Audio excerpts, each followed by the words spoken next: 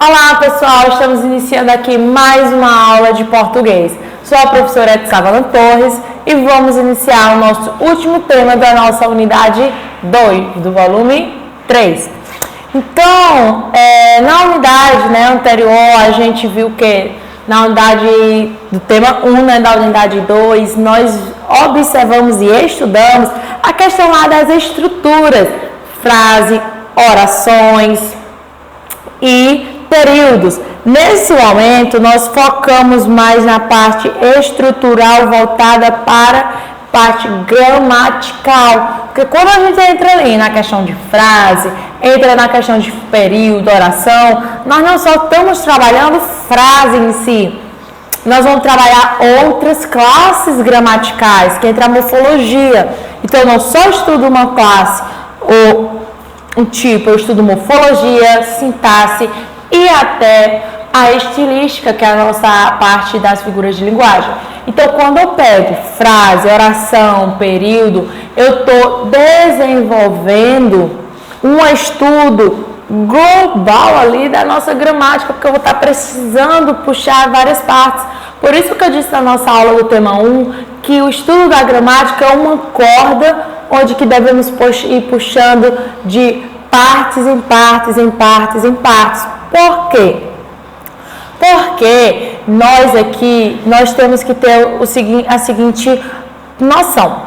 Não vamos colocar o termo noção, não. Seguinte ideia, percepção.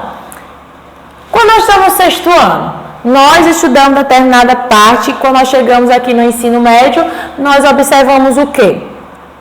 Nós observamos que nós estamos revendo conteúdos que nós já vimos, a parte gramatical, só que de uma forma mais detalhada e mais aprofundada, Isso dependendo dos níveis.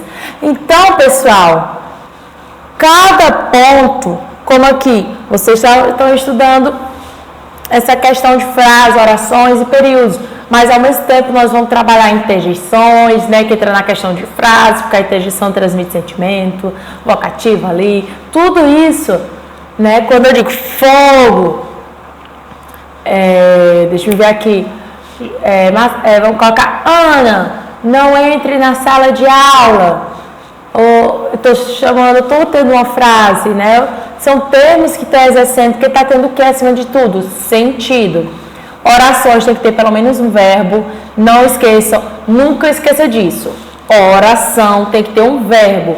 Um pequenininho verbo, pode ser verbo de ligação, verbo significativo, mas tem que ter verbo. Se eu colocar aqui uma frase que não tenha verbo, vai ser apenas uma frase, não vai ser oração. Agora, se eu coloco um verbo na frase, ela se torna uma oração. E se na minha frase eu coloco mais de 2 ou 3 verbos, eu estou dizendo que essa oração, ela começou a ser chamada de período composto, porque sabemos que composto é quando temos mais de um, mais de um termo. Então, começa a ser um período composto.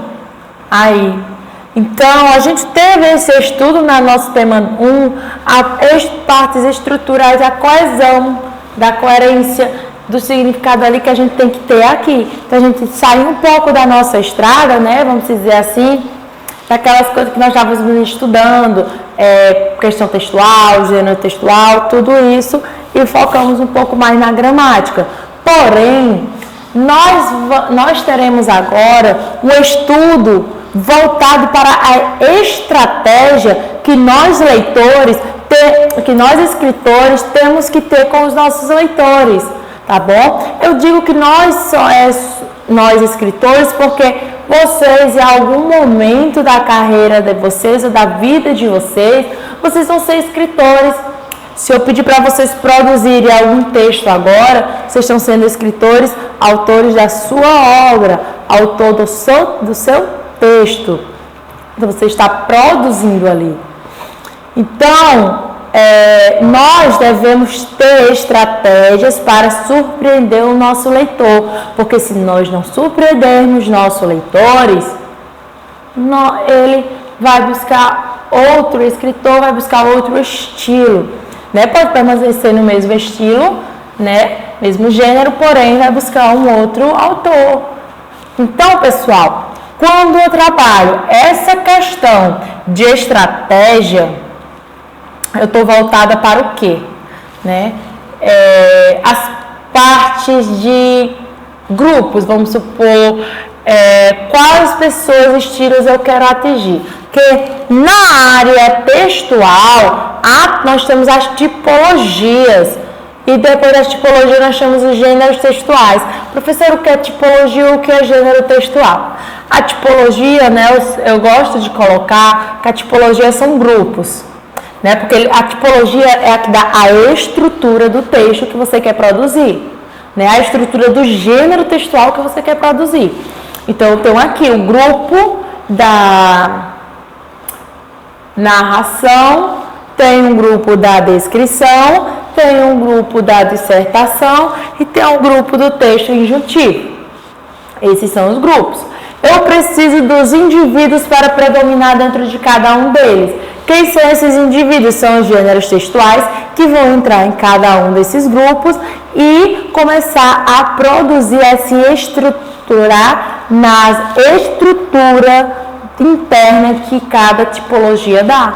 Então, um texto narrativo tem uma estrutura, um texto dissertativo tem uma estrutura, um texto descritivo tem uma estrutura e um texto injuntivo tem uma estrutura.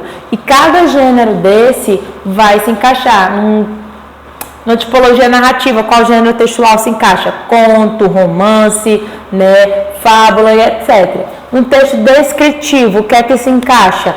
Carta, gênero textual de cartas, né?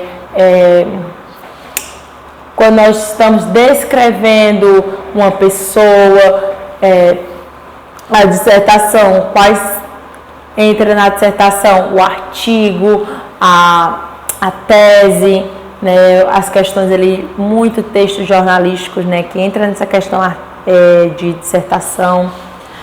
Na texto injuntivo, pessoal, vai entrar a bula de remédio, o manual de montar um móvel, uma receita. Então, todos esses são gêneros. Não se esqueça, tipologias textuais dá a estrutura dos gêneros textuais. Os gêneros textuais existem por conta das tipologias textuais, tá bom? Então, é de suma importância termos esses conhecimentos. Porque que público eu quero atingir aí? Pessoas que gostam de narração, de conto, romance, pessoas que gostam apenas de ler artigos científicos, artigos de opiniões, ou pessoas que gostam apenas de bulas, remédios, instruções, ou pessoas que gostam de diários, cartas. Porque a carta ela pode ser descritiva. Lembra que a carta ela pode ser argumentativa, descritiva, vai depender da situação. Eu posso mandar uma carta bem descritiva, descrevendo aquela situação. Então, encaixa também, pessoal, esse público. Não se tenha, vamos dizer, se colocar para baixo. Eu não consegui atingir aquele público nesse determinado momento. Se você não conseguiu, o que é que você vai fazer? Quais estratégias você vai buscar agora? Aonde foi que eu errei? O que foi que eu não consegui atingir? Será que foi na minha linguagem? Eu estou querendo atingir um público no geral ou um público formal? Ou eu quero atingir um público coloquial? Uma linguagem coloquial? Porque se eu quero atingir um público de linguagem coloquial, eu tenho que ter uma escrita coloquial ali, formal. Agora, se eu só quero atingir pessoas de público informal, então a minha escrita tem que ser informal. Lembra lá do cordel? O cordel, em determinados momentos, né, que é uma literatura popular, ela atinge a população, então a população ela é coloquial. A linguagem é coloquial. Então, não é aquela linguagem culta a todo instante. É uma linguagem coloquial. Então, o texto que vai ser produzido ali no cordel, que vocês viram no tema 1, no tema 1 não, na unidade 1 de vocês, no tema 2, vocês puderam perceber que o cordel, ele trabalha também várias linguagens. ele pode trabalhar a linguagem coloquial acima de tudo, porque trata a questão do campo e a questão da população. Eles não vão chegar com termos médicos, termos administrativos ou termos bem científicos num cordel. Não, ele vai trabalhar termos onde que a população toda entenda. Porque o próprio nome já diz, é uma literatura popular, é uma literatura do povo. Então a sua linguagem ela deve ser coloquial, que atinja todos os públicos, tá bom? Então é essas estratégias que nós devemos buscar quando vamos produzir um texto, tá? Porque se nós não produzirmos textos assim, com estratégias, né, para qual público eu estou querendo, você não vai surpreender o seu leitor. Não vai surpreender. Às vezes também é muito interessante você escrever e trazer algo novo. Eu vou mudar aqui um pouco essa escrita, eu vou mudar um pouco essa estrutura aqui, porque eu vou estar surpreendendo o meu leitor. Que o leitor, ele quer isso. Ele quer ser surpreendido pelo seu escritor em coisas novas ali nos seus textos, nas suas obras, tá bom? Então, podem passar aí para a próxima página do slide, tá? Ou da apostila. Da apostila vocês encontram, tá? Fiquem, por favor, na página 42, tá bom? Quem estiver seguindo o slide também podem acompanhar. Estratégia de organização textual. Colocar como leitor de sua produção. Como você gostaria que as ideias ali estivessem dispostas? Olha, pessoal, colocar como leitor da sua produção. É muito importante. Quando você está escrevendo um texto, você rapidamente, né, já fica se autocolocando como seu leitor. Para saber se realmente aquilo que você está colocando vai atingir ali o seu público. Então é muito importante que o escritor, ele seja ao mesmo tempo o seu leitor. O público que ele quer pegar ali. Por isso que colocar como leitor de sua produção, como você gostaria que as ideias ali estivessem dispostas. Será que essas ideias que eu coloquei ali vai chamar a atenção, vai surpreender? Então, seja o seu leitor. Coloque-se como seu leitor ali, tá bom? Clareza na mensagem. Eu quero transmitir uma mensagem, então eu tenho que ter clareza. Eu tenho que buscar clareza. Eu não posso ficar preso ali em algo bem fixo, sem buscando vários arrodeios. Não, eu tenho que buscar clareza. É o que eu falei para vocês. Se vocês estão trabalhando determinado público, como o cordel. Cordel ele é uma literatura popular. Se eu estou ali atingindo a população, eu tenho que buscar clareza no que eu quero falar.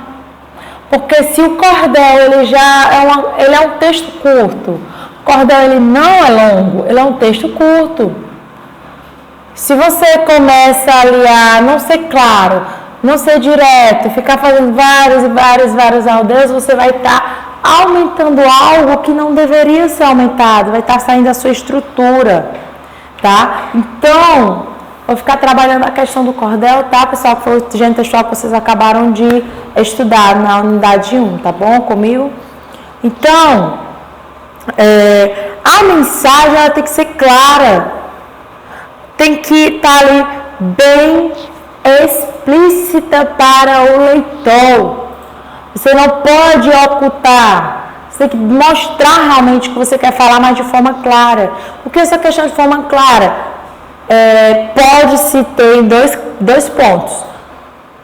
Buscar essa questão do seu público, com a questão da linguagem coloquial, mas também não ficar muito preso, também dependendo da situação, na linguagem culta. Claro, se você vai atingir uma pessoa, um grupo social em relação a, vamos lá, termos técnicos, claro que a sua linguagem ali ela vai ter que ser técnica, não pode ser coloquial. Mas se eu quero, né, o gênero textual que a gente está vendo ainda que é o cordel, é algo público, Eu não vou trabalhar gênero, uma linguagem bem científica, porque, vamos dizer aqui, eu utilizei, muitos cordéis gostam de utilizar termos que englobam partes medicinais, né? Muita questão também de plantas, né? Ervas, essas coisas. Tá, eu vou começar a utilizar ali no meu cordel termos médicos arcaicos, bem informal. Ok, quem é médico, quem tem conhecimento vai entender. Mas será que esse cordel que a pessoa fez só queria atingir essas pessoas ou queria atingir todos? Lembrando que nós temos variação regional. Um termo que é aqui para nós pode ser para outro, como tangerina, mexerica, a macaxeira, aipim, mandioca. Tem todas essas variações, vai depender, né, de qual região você está para poder utilizar o termo coloquial dentro que todo mundo entenda. A questão do din-din, em algumas situações é chamada de din-din, flau, sacolé, né, vários outros termos. Então nós temos que ver também essa questão da variação regional, quando a gente trabalha a questão do cordel, tá? Essa questão de clareza da mensagem, tá bom, pessoal? Nós temos também que, acima de tudo, coerência e coesão. Professora, a senhora vai falar de novo nesses termos, coerência e coesão, sim. Porque sempre quando nós trabalhamos texto, nós sempre iremos ficar junto da coerência e da coesão. A coerência é essa disponibilidade de ideias, né? A relação de ligação entre ideias. Vamos supor aqui, deixa eu formular um texto aqui para vocês.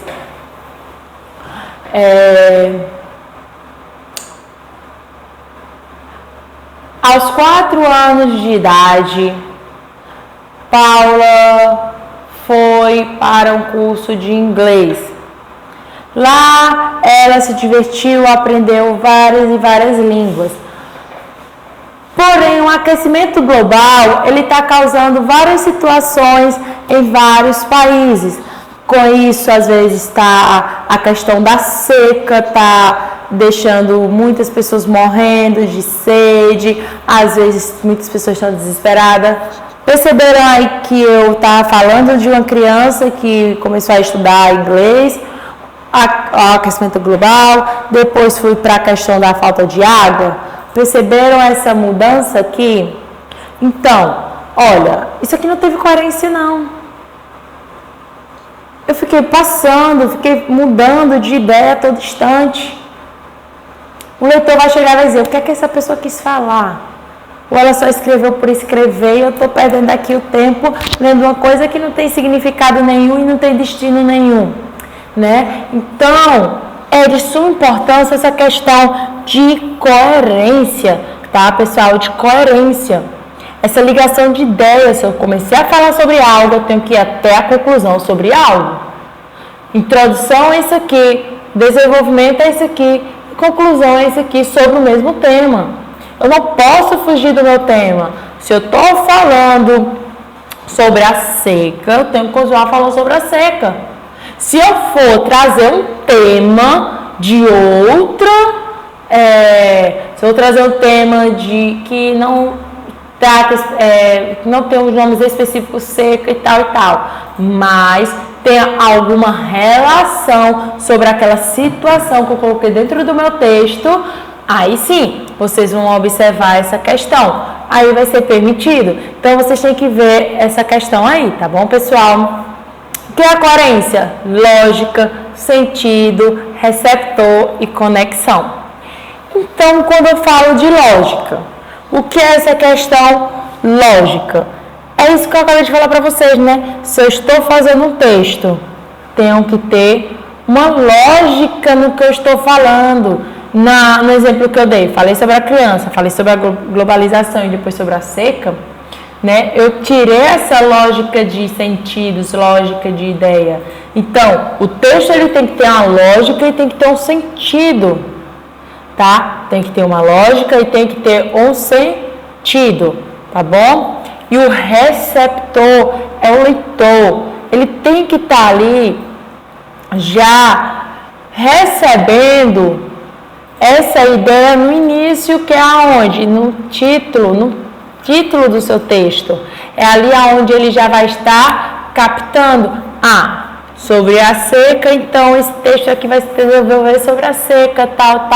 Pode falar sobre algumas partes, quais países aqui, quais capitais do Brasil tá passando por essas secas. Aí sim, olha aí, busco vários outros tópicos, né, que vai ter uma lógica. Se eu estou falando sobre seca, pegar várias capitais aí, várias regiões que estejam passando por isso, mas envolvendo a seca. Conexão, né? Eu volto sempre a falar nessa questão de conexão. A conexão é de suma importância. Se eu estou aqui fazendo um texto, eu tenho que ter conexão naquilo que eu estou falando. Porque essa conexão, ela engloba no sentido de lógica, mas também engloba no sentido da coesão nos termos de conjunção e preposição. Porque a coesão, diferente da coerência, que a coerência é voltada para a ligação de ideias, a coesão ela é voltada para a parte gramatical e estrutural ali. Então, a coesão, ela liga a articulação do texto, onde que vai estar na parte do gramatical ali, se está seguindo aquela retinha das margens, a parte de parágrafos, o uso da vírgula, o uso da pontuação em si, na parte da concordância verbal, concordância nominal, orações coordenadas, entre vários pontos. Então, esse é o ponto da coesão gramatical e além compreensão. Não adianta estar ali só nas partes gramaticais, fazendo ligação dali, ligação daqui, e não estar tendo uma compreensão entre cada oração. O que adianta eu fazer orações que cada uma fala de uma coisa e de outra? Então, a coesão referencial, ela já está dizendo, ela vai estar ali referenciando algo, tá? Ela está ali, eu estou fazendo uma coesão, buscando referências de outro texto. Coesão sequencial, ela vai dar essa sequência, tá bom? Dentro da parte dos textos, tá bom? Vamos aqui dar uma passada para a apostila para que a gente possa observar melhor, tá bom? Esse texto aqui. Coloquem, por favor, tá na página... No de vocês vai estar 42, tá bom? Assim no início, mas é só 2 linhas que está na 42, o restante está na 43, tá? Vamos observar esse texto aqui de Manuel Lobato, tá? O Homem da Favela, tá bom? Que é a relação, essa estratégia aqui, vamos ver a estratégia de coesão e coerência que ele busca para atrair o seu leitor, surpreender. Dr. Levi dá plantão no Hospital dos Operários, que fica perto de uma favela. Ele é meio conhecido da favela porque sobe o morro de vez em quando, em visita médica. A Associação dos Deficientes Visuais, assim, já foi assaltado 9 vezes. Sempre de manhã, quando está saindo do pátio em seu carro. Por causa disso, Dr. Levi anda prevenido. Não compra revólver, mas ao deixar o plantão já vem com a chave do automóvel na mão. Passos rápidos, abre a porta, entra depressa, liga o motor, engrena a marcha, acelera e dispara. Né? Não se preocupa com os malandros que tentam abordá-los na estrada. A neblina prejudica a visão do médico nessa manhã de inverno. Ele aperta o dispositivo de água, limpa o limpador que faz semicírculos com seus rastros num para-brisa. Vê no meio da estrada, ainda distante, um pedestre que finge embriaguez. O marginal estava um tanto desnorteado, meio aéreo, andando sem rumo, em zigue-zague, para trazer um porente na mão. Dr. Levi será obrigado a diminuir a aceleração e a reduzir a marcha. Se o mau elemento continuar na pista, terá de frear. Se parar, poderá ser assaltado pela 10ª vez. O carro se aproxima do malandro, ele usa boné com o bico puxado para frente, cobrindo-lhe a testa, óculos escuros para disfarce, ensaia os cambaleios, tomba um pouco a cabeça, olha para cima, procura o sol, que está aparecendo sem pressa, com má vontade. O médico, habituado a salvar vidas, tem impeto de matar. Acelera mais, joga o farol alto na cara do pilantra, buzina repetidas vezes. O mau caráter faz que procura o acostamento, mas permanece na pista. O carro vai atropelar o velhaco. Talvez até passe por cima dele. Talvez até passe por cima dele. Se continuar fingindo que está bêbado. Menos um para atrapalhar a vida de gente séria. O esperto presente o perigo deve ter adivinhado que o automóvel não vai desviar-se dele. Ouve de novo a buzina. O barulho do motor cada vez mais acelerado. De fato, o carro não se desvia de seu intento. Obstinado, segue seu rumo. Vai tirar um fino.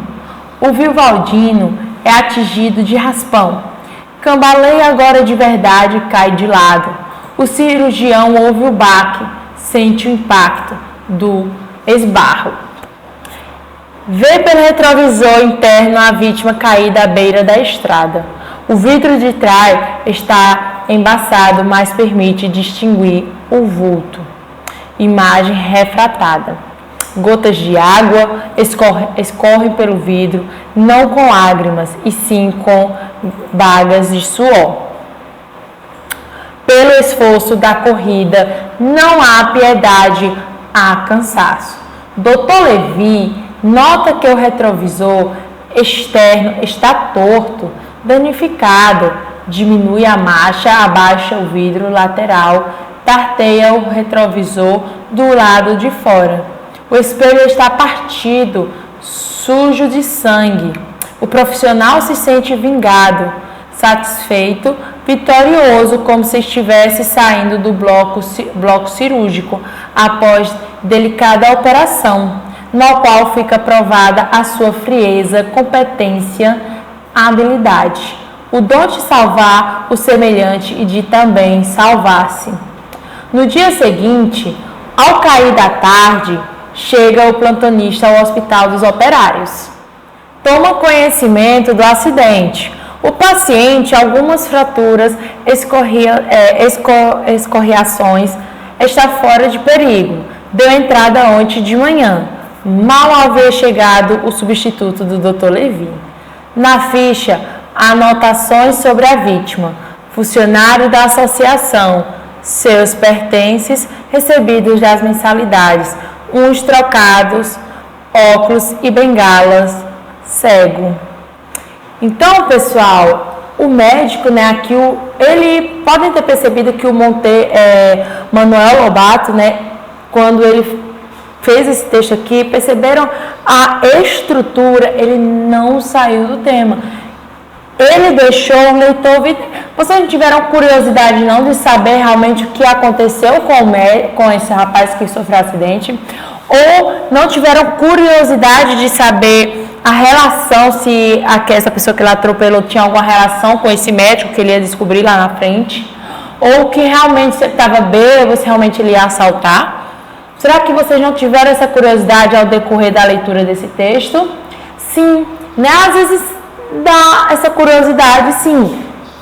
Então, o Manuel Lobato, ele buscou essa estratégia, tá? Essa estratégia para surpreender e atrair quem? O leitor, que no final do texto ele conclui, né? Uns trocados, óculos e bengala.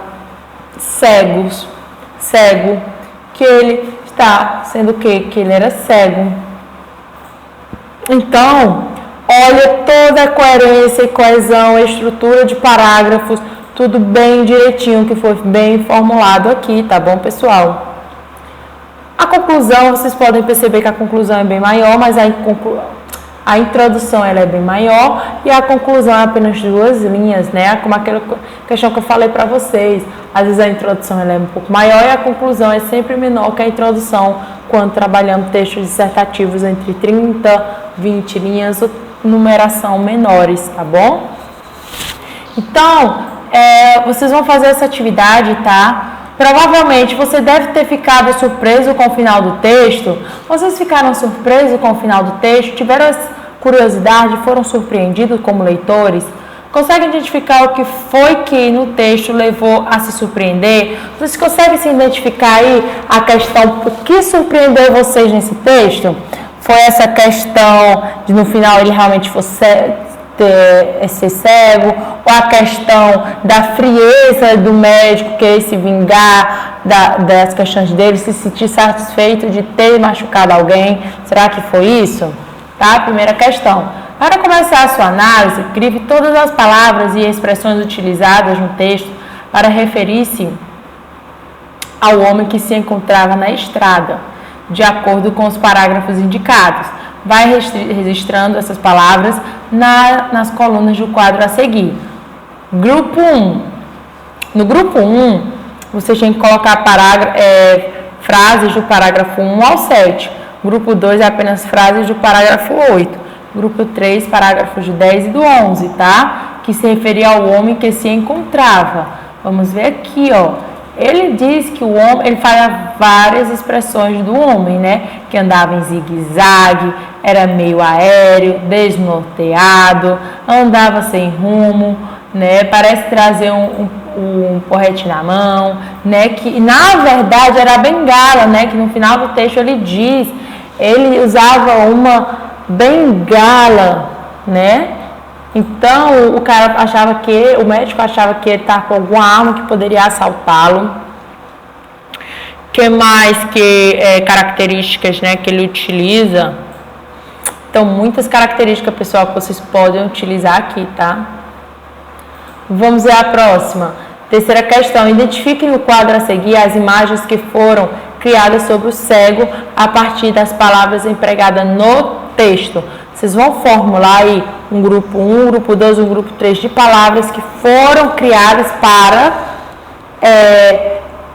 para falar sobre esse homem cego que foi atropelado.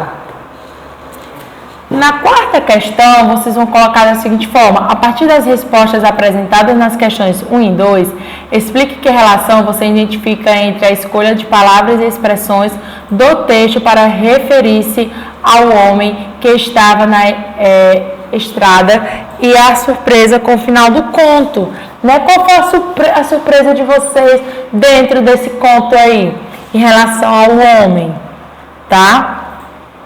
No final da estrada, né? Que ele estava ali na estrada. E a última questão, além dessas expressões, que outros fatores você acredita que podem ter influenciado a sua percepção? O que fez mais você ter essa percepção de surpreender, observar esses pontos dentro do seu texto, dentro do texto do Manuel Lobato? Bom, pessoal? E o foco agora que nós iremos entrar, tá? É na estrutura, tá? Estrutura interna, que é essa questão do parágrafo. Essa questão estrutural, que nós temos que ter em mente que o parágrafo, ele tem que ter esse recuo de 1,5 ou 2 centímetros.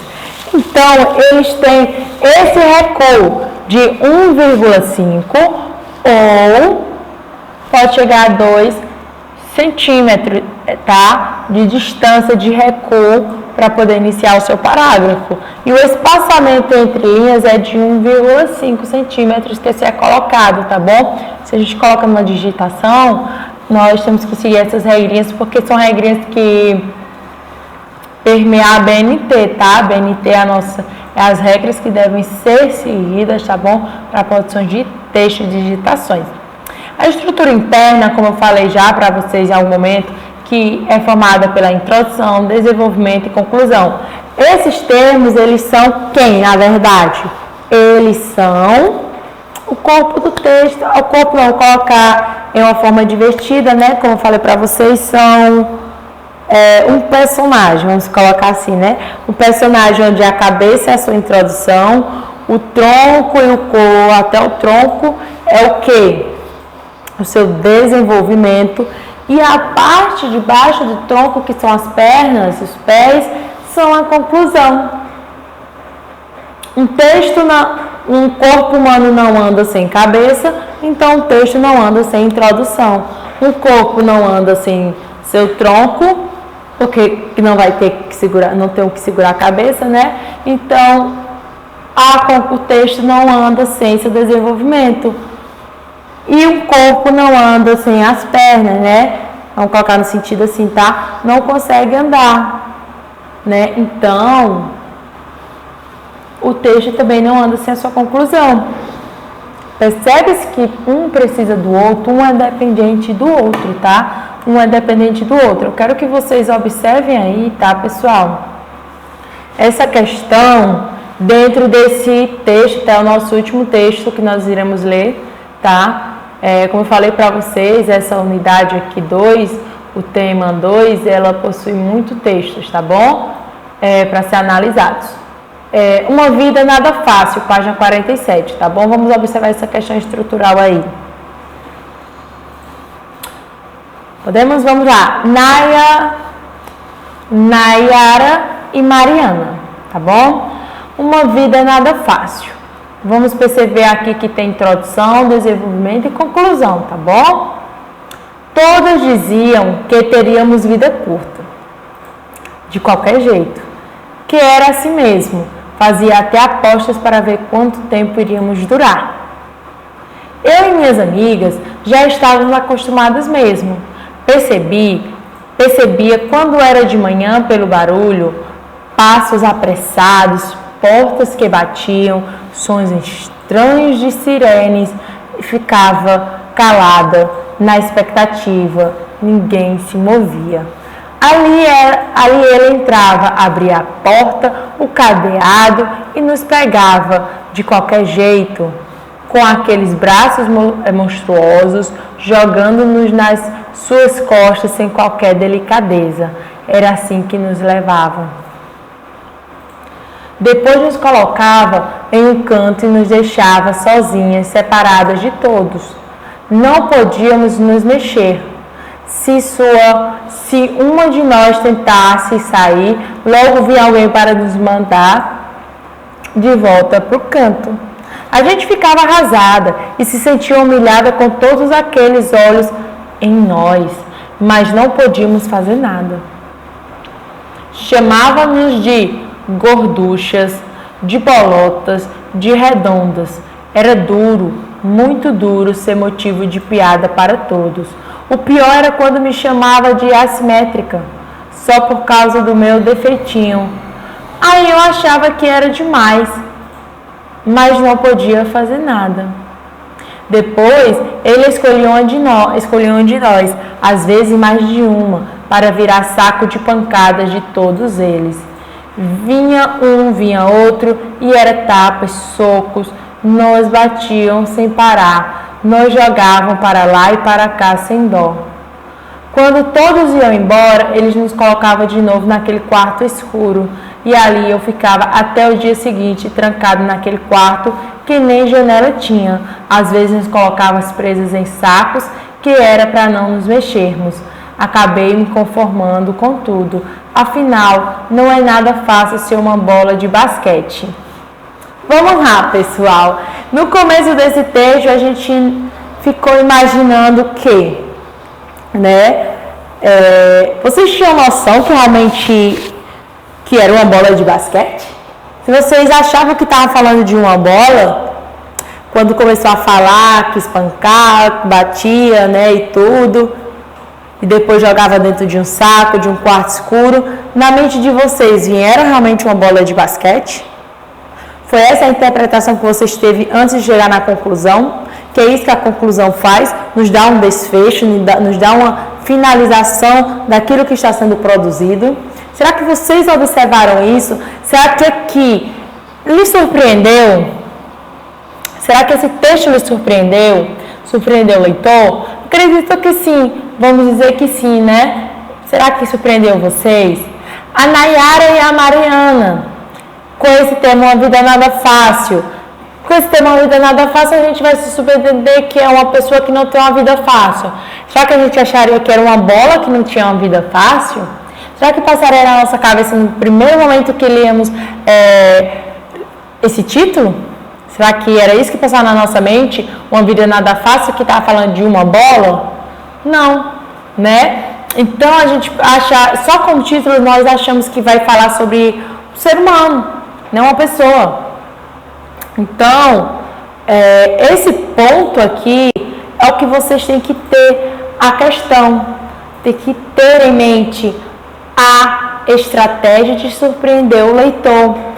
Elas duas aqui, elas tiveram essa questão de surpreender o leitor, né? Falou esses pontos, ó, abria a porta, o cadeado e nos pegava, né? Vixe, é uma pessoa que ficava presa no cadeado e eram pegadas, aqueles braços monstruosos jogando-nos nas suas costas sem qualquer delicadeza.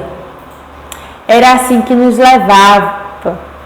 Aí depois tem esse momento aqui que ele fala, né, que chamava de gorduchas, bolotas, redondas, assimétricas, e depois, né, eram tapas, socos, batiam sem parar, nos jogávamos para lá e para cá. Será que nesse momento você já estava subentendendo que era uma bola que estava sendo tratada?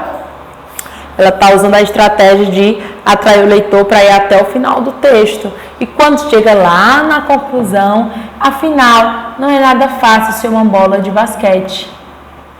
Uma vida nada fácil para uma bola de basquete. Tá vendo, pessoal, como é interessante, muito importante nós termos essa colocação de estratégias dentro de uma produção de um texto.